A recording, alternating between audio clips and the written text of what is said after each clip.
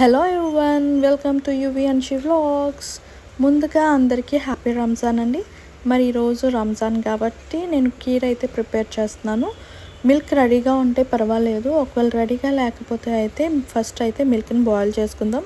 నేనైతే 2 litres మిల్క్ని boil చేసుకుంటున్నాను. Cream milk అయితే ఇది చాలా బాగుంటుంది, లేదు నార్మల్ మిల్క్ అయినా నో ప్రాబ్లం. ఫస్ట్ అయితే నేను మిల్క్ని ప్రిపేర్ చేసుకుంటున్నాను, బాయిల్ చేసుకుంటున్నాను. మిల్క్ బాయిల్ అవుతున్నప్పుడు పైకి పొంగిపోకుండా ఇలా గరిటతో తిప్పుకుంటూ ఉంటే బాగుంటుందండి. మిల్క్ బాయిల్ అయిపోయిన తర్వాత నేనైతే ఇలాగా కాజు, బాదం అండ్ పిస్తా ఇవన్నీ కూడా చాప్ చేసుకొని మిల్క్లో యాడ్ చేసేసుకున్నాను. ఒక 3 to 4 మినిట్స్ దాన్ని బాయిల్ అవ్వనివ్వాలి. బాయిల్ అయిపోయిన తర్వాత నేనైతే 2 కప్స్ ఆఫ్ షుగర్ యాడ్ చేసుకుంటున్నాను.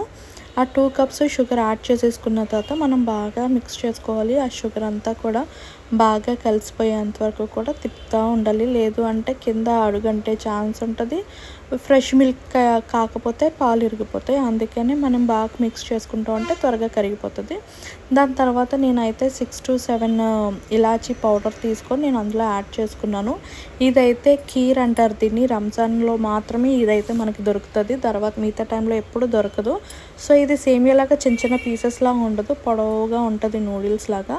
సో నేను అది తీసుకొని చిన్న పీసెస్లా క్రష్ చేసుకొని ఇందులో యాడ్ చేసుకుంటున్నాను. మనం తీసుకున్న మిల్క్ క్వాంటిటీని బట్టే మనం ఆ కీర్ అన్నది తీసుకోవాలి. నేనైతే 2 లీటర్స్కి 2 గుప్పుళ్ళు తీసుకున్నాను, యాడ్ చేసుకున్నాను. మరీ ఎక్కువ అయిపోయినా బాగోదు. సో మిల్క్ అంతా కూడా బాయిల్ అయిపోయి షుగర్ అంతా కరిగిపోయిన తర్వాత వేయాలి, అది చాలా త్వరగా కూడా బాయిల్ అయిపోతుంది. కీర్ బాయిల్ అయిపోయిన తర్వాత నేను 1 మిల్క్ మేడ్ యాడ్ చేస్తున్నానండి. కీర్ బాయిల్ అవ్వడానికి ఎక్కువ టైం తీసుకోదు, హార్డ్లీ 3 to 4 మినిట్స్ అంతే తీసుకుంటుంది. అది బాయిల్ అయిపోయిన తర్వాత ఇది యాడ్ చేసేసుకుంటే సరిపోతుంది. అది బాగా మిక్స్ చేసుకున్న తర్వాత మనం ఆ కన్సిస్టెన్సీ చూసుకోవాలి. మరీ దగ్గరికి అయిపోకుండా కొంచెం ఇలా ఉంటే సరిపోతుంది. ఆ కన్సిస్టెన్సీ చూసుకొని స్టవ్ ఆఫ్ చేసేసుకోవడమే.